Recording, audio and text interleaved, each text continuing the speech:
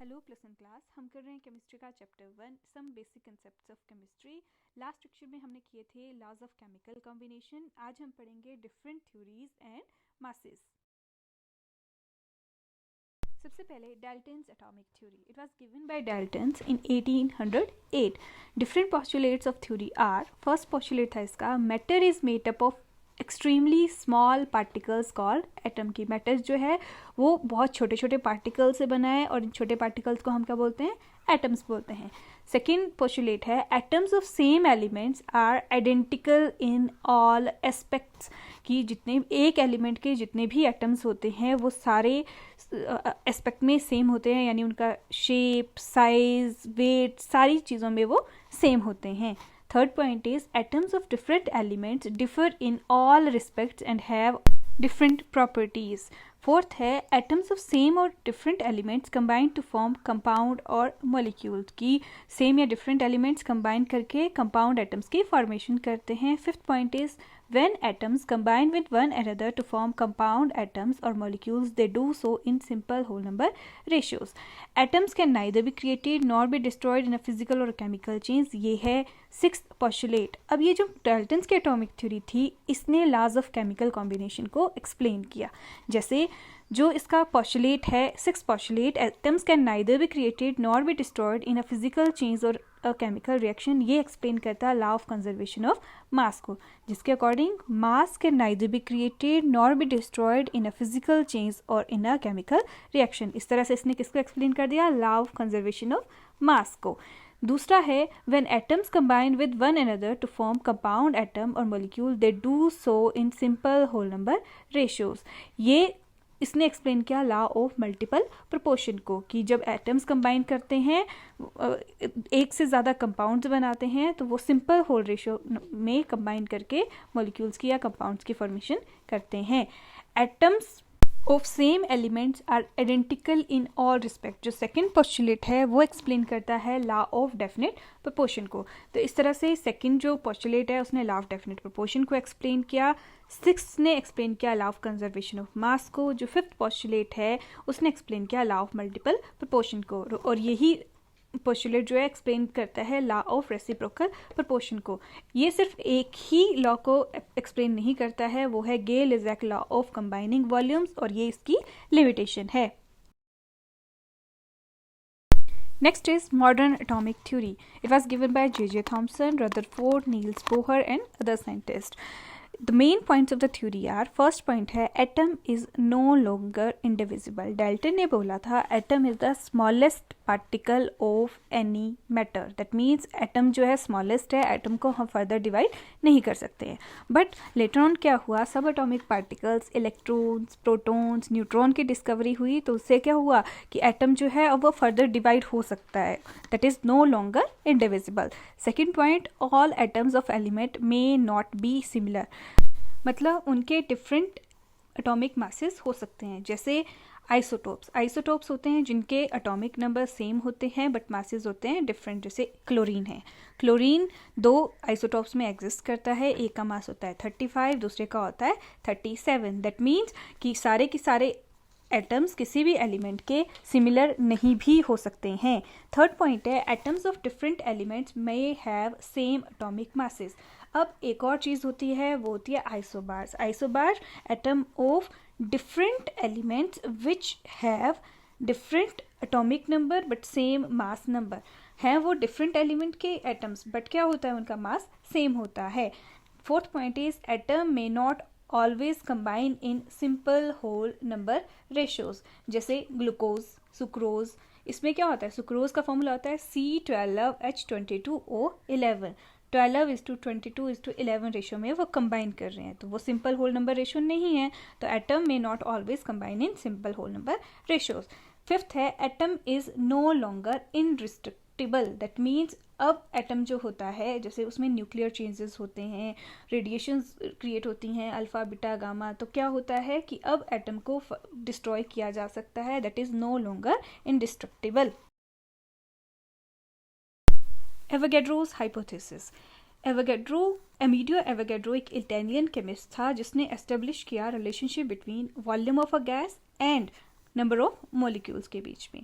According to Avogadro's hypothesis, under similar conditions of temperature and pressure, equal volume of all gases contain equal number of molecules, कि अगर हमने temperature और pressure की conditions को same रखा है और सारी गैसेस की वॉल्यूम इक्वल लेके रखी है, तो हर एक गैस जो होगी वो equal number of molecules contain करेगी। For example 3 gases hydrogen, oxygen and chlorine अलग अलग कंटेनर्स में क्लोज कर दी एट एनटीपी। एनटीपी का मतलब होता है नॉर्मल टेम्परेचर प्रेशर, जहाँ पे टेम्परेचर होता है नॉर्मल यानी 273 केल्विन और प्रेशर नॉर्मल होता है 1 एटमॉस्फेरिक।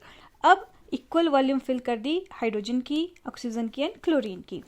जो हाइड्रोजन, ऑक्सीजन एंड क्लोरीन है, तीनों साइज और मास में डिफर करते हैं, बट जब इनके नंबर ऑफ मॉलिक्यूल्स काउंट किए गए तो सबके नंबर ऑफ मॉलिक्यूल्स से इक्वल, और कितने थे 6.023 इंटू 10⁻23, जिसको एवोगैड्रोस नंबर भी बोलते हैं। तो इसलिए बोला कि equal volume of all the gases contain equal number of molecule, की सारी गैसेस एनटीपी पे equal number of molecules contain करती हैं जब तक कि हमने सबकी इक्वल वॉल्यूम लेके रखी है।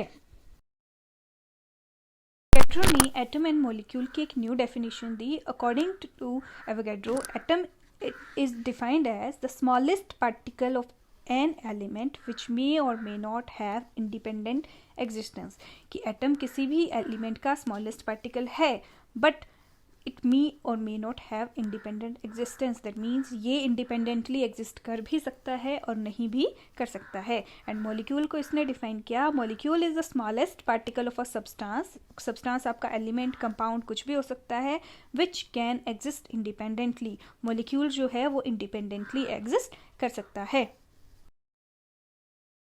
Now the next topic is atomic mass unit. One atomic mass unit is defined as a mass exactly equal to 1/12 of the mass of one carbon 12 atom. यानी एक कार्बन 12 एटम का मास जितना होता है उसका 1/12 पार्ट जो होता है that is known as atomic mass unit. अब कार्बन 12 का मास होता है 12, यानी उसका 1/12 that is equal to 1 AMU, और 1 AMU फर्दर इक्वल टू होता है 1.66056 इंटू 10⁻⁻24 ग्राम। आजकल के टाइम पे हम AMU की जगह U लिखते हैं। U का मतलब unified mass. Next is atomic mass. Atomic mass of an element is defined as average relative mass of an atom of an element as compared to mass of an atom of carbon 12 taken as 12.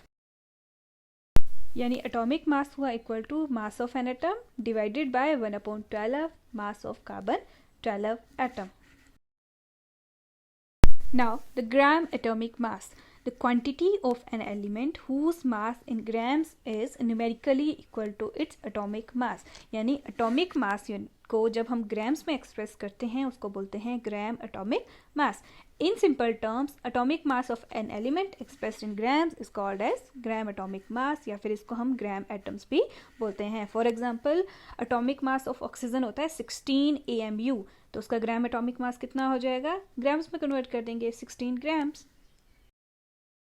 Molecular mass. Molecular mass of a substance is defined as average relative mass of its molecules as compared to the mass of an atom of carbon 12 taken as 12.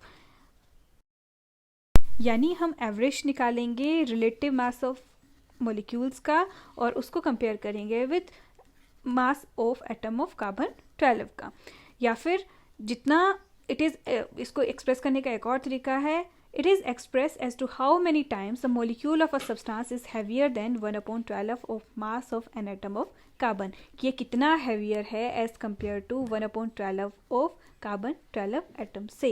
For example जैसे carbon dioxide है वो 44 times heavier है than 1/12 of mass of an atom of carbon, तो इसका molecular mass कितना होगा 44 units.